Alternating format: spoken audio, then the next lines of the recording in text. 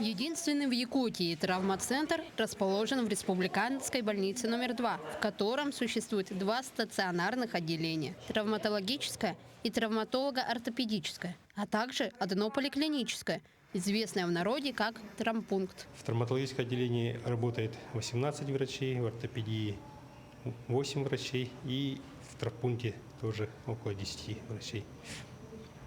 В год у нас проходит, в общем, стационарную помощь получает около 3000 пациентов травматологического ортопедического профиля, а также через наш амбулаторную помощь проходит в травмпункт около 20 тысяч человек проходит.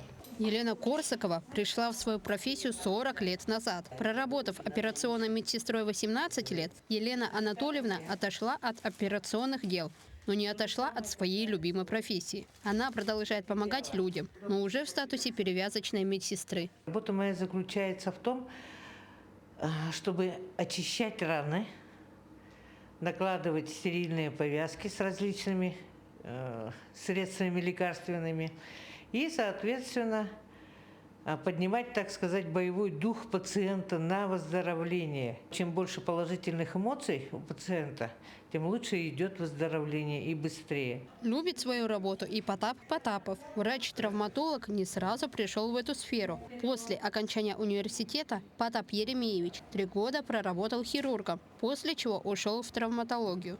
Вот уже на протяжении 17 лет он спасает жизни людей, попадающих к нему на операционный стол. Врач-травматолог рассказал про свои обязанности. С утра осмотр пациента, конечно, дальнейшее определяется тактика его лечения. Либо это консервативное лечение, либо подготовка к операции.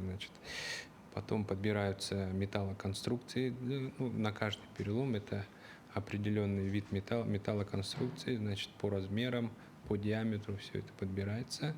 Пациент готовится на операцию, и по спадению отека, когда пациент готов к оперативному лечению, мы планируем уже оперативное лечение.